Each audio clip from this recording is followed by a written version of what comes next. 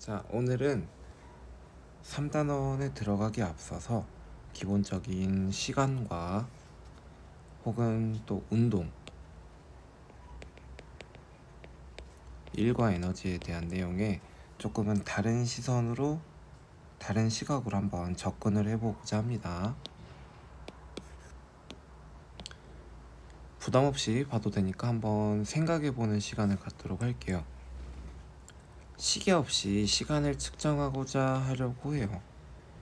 예전에 우리나라 사람들은 어떤 식으로 시간을 쟀었냐면 앙부일구, 자경루, 혼천시계 이 세 가지를 이용을 했다고 해요.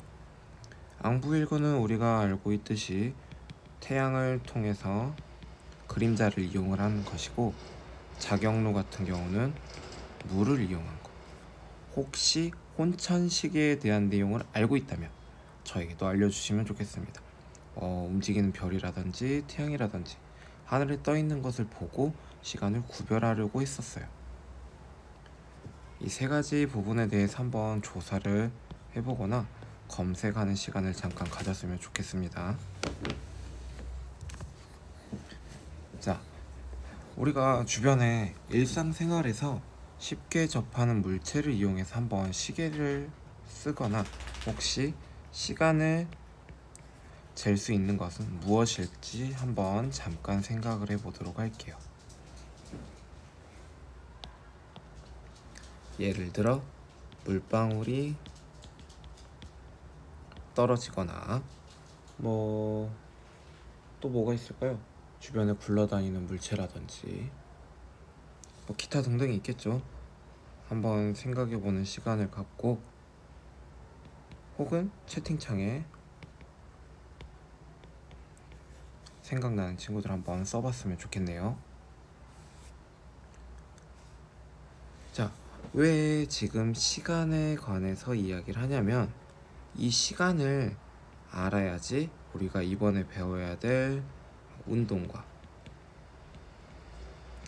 좀 더 나가서 일 그리고 에너지의 관계까지 다 연관이 있다고 생각이 들어서 이번 내용을 준비를 해보았고요. 우리 인간은 서로의 편의를 위해 일상생활에 접하는 여러 물리량의 표준을 정했다고 이야기를 합니다. 즉, 이 표준이라고 했기 때문에 시간에 관해서도 표준이란 게 꼭 정해져 있다고 이야기를 해요. 1m 표준 원기라고 해서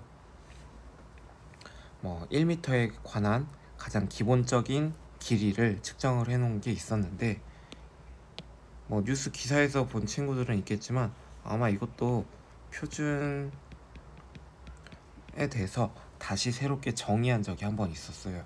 뉴스에서도 나왔고 되게 완전 중요한 행사였다고 합니다. 그리고 두 번째, 이 표준 시간대라고 하는 부분이 있는데 우리가 어느 나라를 가든 시계는 항상 그 지역에 맞춰서 시간을 다시 설정을 해야 돼요. 여기 지금 중요하게 보이는 날짜 변경선이라고 되어 있는데 우리 지구는 동그랗고 이 동그란 지구가 태양을 중심으로 공전도 하고 지구가 스스로 돌고 있는 자전도 하고 있는데 이것들을 모두 고려해 보니 이쯤에 날짜 변경선을 두고 날짜를 계속 조정을 하는 거죠. 자, 만약 일상생활에서 시간을 측정할 수 있는 시계가 모두 없어진다면 어떤 문제가 생길까요? 아니, 여자친구랑 연락을 하거나 만나거나 데이트를 하려고 하는데 시계가 없다면 여자친구를 만나는 게 되게 어렵겠죠. 어찌됐건 간에 예전엔 만났긴 했겠죠. 근데 되게 힘들었겠다라고 생각이 듭니다. 혹시 또 다른 생각이 있을까요? 있다면 말을 해주시면 좋고요. 이번엔 영화를 한 편 소개를 해보려고 하는데 본 친구들도 아마 많이 있을 거예요. 인타임이란 영화가 있습니다. 모든 인간은 왼쪽 손목에 새겨진 카운트 바디 시계에서 시간을 제공받아 살아갑니다. 이 시간을 이용해서 음식을 사고 버스를 타고 삶에 필요한 모든 것이 돈이 아니라 시간으로 거래를 하게 됩니다. 영화에서 볼 수 있는 것처럼 현재 사회에서도 시간이 매우 중요하지만 미래 사회에서 시간은 더욱더 중요해질 것이라고 합니다. 조금 덧붙여 이야기를 하자면 미성년자에서는 영화 속에서 미성년자는 그냥 살아갑니다.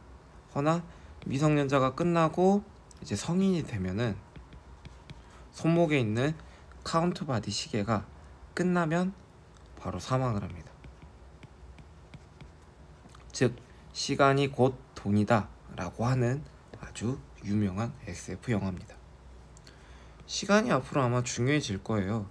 이 시간은 모두 똑같이 흘러가게 되고 이 시간을 거슬러 올라가는 것 자체가 되게 중요하고 가치가 있는 것이죠. 미래 사회는 어떤 모습으로 바뀔지 한번 생각을 해봤으면 좋겠습니다. 생각했으면 혹시나 대답해볼 친구는 채팅창에 혹은 DM으로 보내주시면 돼요. 자, 시간이 중요해진 이 미래 사회에서는 어떤 새로운 직업이 나타날지 한번 생각을 해봤으면 좋겠는데,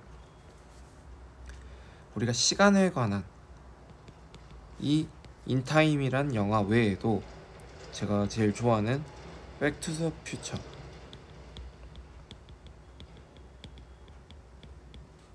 1, 2, 3가 있습니다. 미래로 가거나 혹은 과거로 가거나 하는 형태의 일도 생겨날 거라고 생각을 하고요. 이 과거에 있었던 일이 현재와 연결이 되어 있고, 이 현재는 즉 미래와 앞으로 살아가게 될 우리들의 모습을 보여주고 있다라고 생각을 합니다. 그래서 항상 과거, 현재, 미래는 모두 연결되어 있다라고 하죠. 한 가지만 조금 더 덧붙여 이야기를 하면, 현재라는 뜻의 영어 단어는 뭔지 아나요? 영어 단어를 아시는 분은 저에게 채팅창에 써주시면 선물 드립니다. 아무튼 이 현재에 되게 중요하게 감사하게 살자라는 뜻으로 아마 이 단어가 현재라는 뜻을 갖고 있는 거라고 저는 알고 있습니다. 자, 이 내용을 하기 위해서 앞에 주절주절 이야기를 한 거고요. 이 시간의 측정과 표준이라는 이 내용에 있어서는 되게 중요해요. 우리가 조금 애매하게 사용을 하고 있기도 하고요. 시각, 어떤 사건이 일어난 순간을 시각이라고 이야기를 하고, 시간, 시각과 시각 사이의 간격을 시간이라고 이야기를 해요. 딱 그 시각을, 그 순간을 시각이라고 이야기를 하고, 이 사이를 시간이라고 이야기를 하는 거죠. 예를 들어 영화 시작 시각을 2시, 영화 상영 시간은 2시간 20분이라고 이야기를 합니다. 시간의 기본 단위는 우리는 초라고 이야기를 하고 있고요. 아래 3번에 대해 해당하는 내용 한번 읽어볼게요. 표준이란 어떤 것을 재는 기준이다. 인간의 모든 활동에 가장 기초가 되는 것이 측정이기 때문에 그 기준이 되는 표준이 있어야만 인간의 활동이 원활히 이루어질 수 있다고 합니다. 그럼 앞서 말했듯이 시간이 없다면 인간의 활동이 원활히 이루어지지 않을 거라고 이야기를 하는 거죠. 자, 우리 1초라는 걸 기준을 둘 건데 어떻게 기준을 둘 거냐면 태양시라고 처음엔 이야기를 했어요. 1초를 하루에 24시간 60분 60초라고 정의를 한 거죠. 역표시 1초를 서기 1900년도 1년의 길이인 이만큼이라고 하네요. 허나 가장 최근에 이야기하는 방법으로는 우리는 원자시라는 걸 이용을 합니다. 세슘 원자기호가 뭘까요? 원소기호가 세슘 원자에서 방출하는 특정한 빛이 919192631770번 진동하는데 걸리는 시간으로, 여기서 시간이라고 했으니까 간격이라는 것이죠. 정의합니다. 시간은 일정한 주기로 반복되는 운동을 이용해서 측정하는 것이라고 이야기를 합니다. 아하, 선생님 아까 별이라고 이야기를 했는데 추의 주기 운동을 이용한 진자식이라고 이야기를 하네요. 물론 오늘 하는 내용은 시험에 나오진 않고 우리가 배워야 될 3단원과 관련 있는 내용입니다.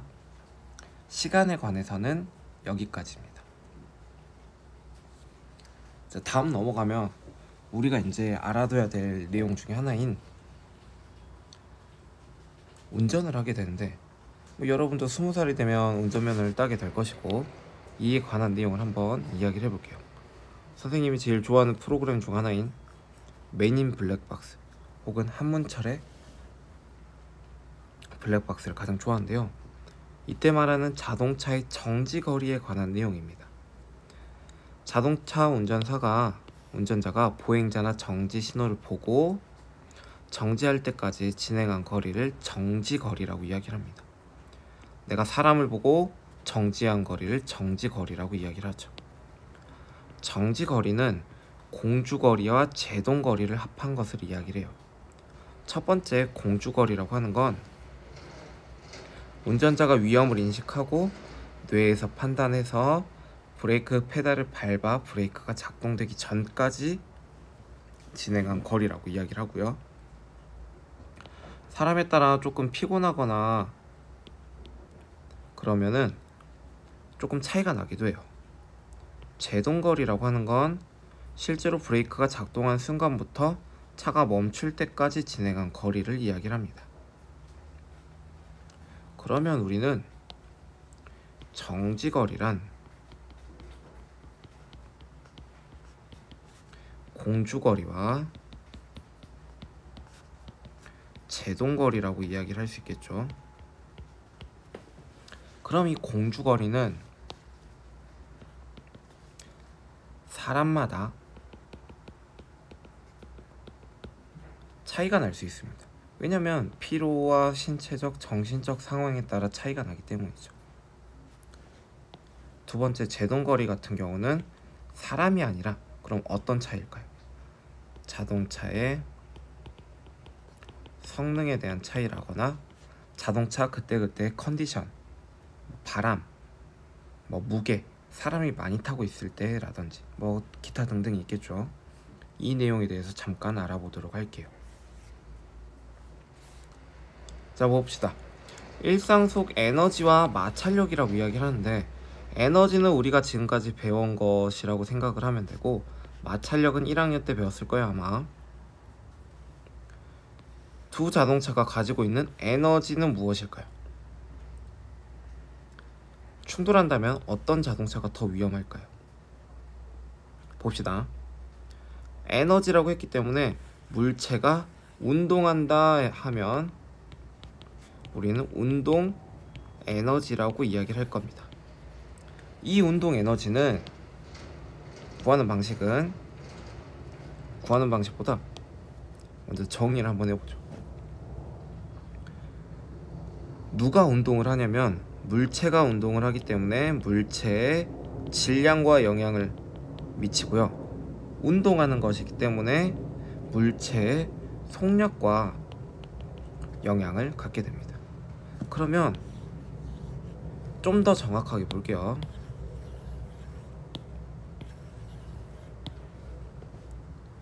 그래서 우리가 이번에 3단원에서 배울 내용 중에 하나가 운동 에너지는 질량과 속력의 제곱에 비례를 합니다.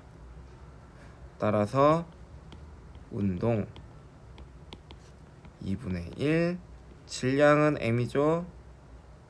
질량 m, 속력은 v라고 하고 속력의 제곱이라고 이야기를 합니다. 여기 나타나 있는 2분의 1은 과학자들이 열심히 실험을 하다 보니까 원래는 질량 m 속력 제곱에 라고 이야기를 했었는데 조금 뭔가가 안 맞는 거예요. 그래서 실험을 열심히 한 결과 나타난 이 숫자가 되는 거죠. 그러면 여기서 한번 계산을 해볼게요. 조그만 친구는 2분의 1 곱하기 1 곱하기 10의 제곱 50 에너지의 단위인 줄이라고 하죠. 큰 버스는 10 곱하기 1의 제곱 5줄이라고 하네요. 질량은 조그만 차가 더 이거 무슨 타요 같은데? 조그만 차가 작지만 속력이 조그만 애가 더 빠르죠. 그러니까 운동 에너지도 크다라는 걸 알 수 있겠네요. 그러면 누가 더 정지할 때 필요한 마찰력 크기는 누가 더 클까요? 당연히 조그만 친구가 훨씬 큽니다. 왜? 에너지가 더 크니까 마찰력을 통해서 정지하는 것도 크겠죠. 자, 이제 그 제동거리를 이용을 해서 실제 현상을 한번 분석을 해보는 시간을 갖도록 할게요. 자, 이거는 예전에 나온 기사입니다. 자동차가 증가함에 따라 교통사고도 더욱 빈번하게 발생을 하고 있는데, 이 교통사고 감정사라는 직업을 갖고 있는 분들은 원인과 피해자를 규명하기 위해서 교통사고를 조사 혹은 재현을 해가지고 과학적으로 분석을 합니다. 아래 나온 거는 2016년도 서해안 고속도로에서 발생된 17중 추돌 사건에 대한 내용입니다. 1월 3일 8시 20분쯤 충남 보령시에 있는 부근에서 17중 추돌 사고가 발생을 했대요. 12명 중 1명이 숨지고 11명이 다쳤고 구간별로 2세대씩 총 17대의 차량이 부딪혔다고 이야기를 합니다. 대부분의 내용보다 지금 아래 있는 비로 인해 도로가 젖어 있었고 안개로 인해 가시거리가 200m 정도였으며 김모 씨의 음주 측정 결과 혈중 알코올 농도는 정상이었으나 화물 적재 중량 1.5톤에 2배인 약 3톤의 화물을 적재했음을 시인했다고 전했다고 합니다.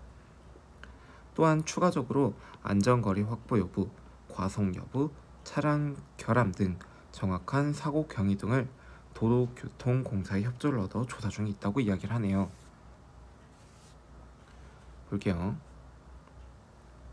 현장 모습도를 보게 되면 우리 일반적으로 고속도로에서는 110km/h, 90km/h 비나 눈이 오면 약 감속을 해야 되기 때문이죠.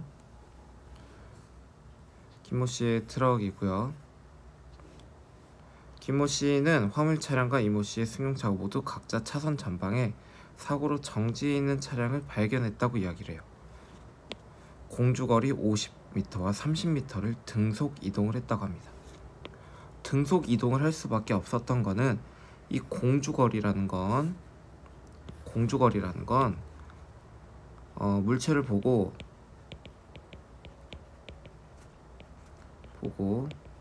브레이크를 밟기까지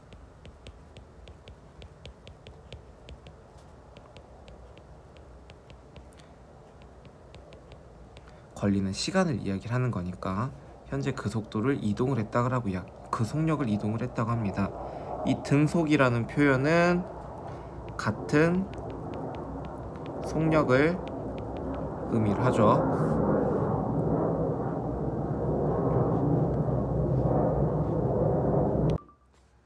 자, 그리고 나서 김모 씨와 이모 씨의 차량이 감속을 시작하면서 타이어와 아스팔트의 운동 마찰에 의해 남긴 스키드 자국으로 추정한 제동거리는 각각 125, 150m라고 이야기를 합니다. 김모 씨의 화물 차량의 타이어의 지면 사이의 마찰 개수는 0.75, 이모 씨 승용차와 타이어와 지면 사이의 운동 마찰 개수는 0.9. 화물 차량의 경우 타이어와 지면 사이의 접촉 면적은 승용차의 2배라고 이야기를 합니다. 일반적으로 지면이 젖어 있는 경우 운동 마찰 개수는 평소의 3분의 1로 줄어든다고 이야기를 합니다. 서해안 고속도로의 경우에는 일반적으로 110km/h, 화물차의 90km/h, 즉 비나 눈이 온 경우에는 20% 감속 운행을 해야 됩니다. 차간 거리는 약 100m 이상 유지를 해야 되고요. 자, 그러면 여기에서 볼 때 교통사고의 원인이 될 수 있는 요소들을 한번 찾아보라고 했는데, 한번 생각해 볼까요? 교통사고의 원인이 될 수 있는 요소.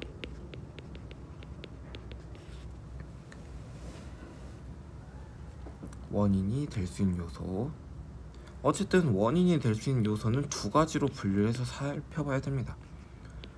공주거리에 영향을 주는 것, 혹은 제동거리에 영향을 주는 이 두 가지의 요인에 대해서 분석을 따로따로 해야겠죠. 여러 상황을 고려해서 교통사고의 원인들 중 정확한 사고 발생 원인을 찾아 과학적으로 증명을 해보려고 했는데, 우리가 지금 보려고 하는 건 다양한 시각을 한번 갖자는 의미이기 때문에 넘어가 보도록 할게요.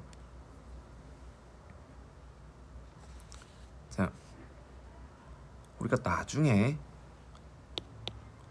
어른이 된 후에는 현재와 크게 다를 것은 없지만, 지금 테슬라에서 자율주행차를 선보이고 있죠. 자율주행 자동차가 널리 이용된다면 미래의 자동차의 모습은 어떻게 변할지 한번 생각을 해봅시다. 지금 조금 투박한 형태의 자동차들이 조금씩 나오기 시작했어요. 예를 들어 이건 선생님의 개인적인 생각이지만 아이오닉 5, 그리고 기아의 이브, 또 테슬라, 조금 투박한 형태의 각진 디자인이 요새는 조금 많이 나오고 있는 것 같아요. 새로운 교통수단의 발달에 따라 새롭게 떠오를 직업은 무엇일지 발표해봅시다 라고 되어 있는데, 혹시 어떤 직업이 있을까요? 한번 생각을 해봤으면 좋겠습니다. 교통사고에 관한 자료긴 하지만 나중에 올려주도록 할게요. 우리가 알아야 될 내용이기 때문에 한번 한 개씩 짚어보고 넘어가겠습니다. 운동에너지라는 건 운동하는 물체가 갖고 있는 에너지를 우리는 운동에너지라고 이야기를 하고요. 운동에너지의 크기는 질량과 속력의 제곱에 비례합니다. 즉, 운동하는 물체의 질량이 클수록, 운동하는 물체의 속력이 클수록 운동에너지는 훨씬 커지게 되겠죠. 이런 식으로 표현을 하고 에너지의 단위이기 때문에 줄이라고 씁니다. 참고로 하나 말하자면 여기 있는 K는 키네틱이란 뜻을 갖고 있는 운동입니다. 두 번째, 마찰력이라고 이야기를 할 텐데, 두 물체가 접촉해 있을 때 한 물체의 운동 방향과 반대 방향으로 작용하는 힘을 마찰력이라고 이야기를 합니다.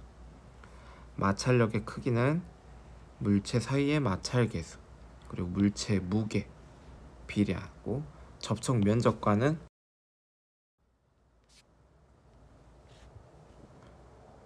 마찰력은 마찰 계수와 물체 무게의 곱으로 나타나고요.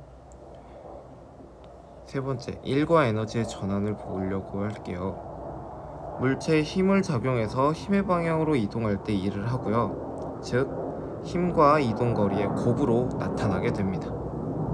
에너지라고 하는 건 일을 할 수 있는 능력을 말하고 있는 거고요. 여기서 중요한 포인트는 일도 단위가 줄이고요, 에너지도 단위가 줄이라고 이야기를 합니다. 서로 전환을 할 수가 있습니다. 물체가 가지고 있는 에너지의 만큼 외부로부터 일을 할 수가 있고요. 에너지는 일로 전환될 수 있으며 일은 에너지로 전환될 수가 있습니다. 이 그림만 설명하고 마치도록 하겠습니다. 수레의 운동 에너지는 2분의 1 mv 제곱이고요. 왜냐면 운동을 하고 있으니까. 바닥에 있는 마찰력이 한 일은 이런 식으로 나타납니다. 어렵지 않습니다, 여러분. 힘, 이동 거리,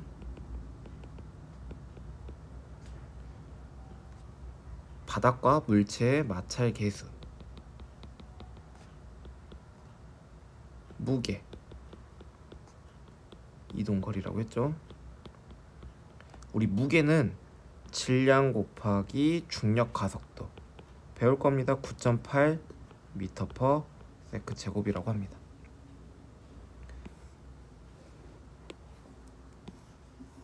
같다고 볼 거기 때문에 운동 에너지와 한 일의 양은 똑같다. 이를 이용해서 여러 가지를 구할 수가 있겠죠. 앞으로 나올 3단원의 문제풀이 방식도 위와 똑같습니다. 이상으로 수업을 마칠게요. 3단원에 해당하는 내용이 조금 여러분이 어려워할 수도 있겠지만 실제로는 중요한 몇 가지만 확실하게 알면 응용이 가능합니다. 크게 부담을 갖지 않았으면 좋겠습니다. 이상입니다.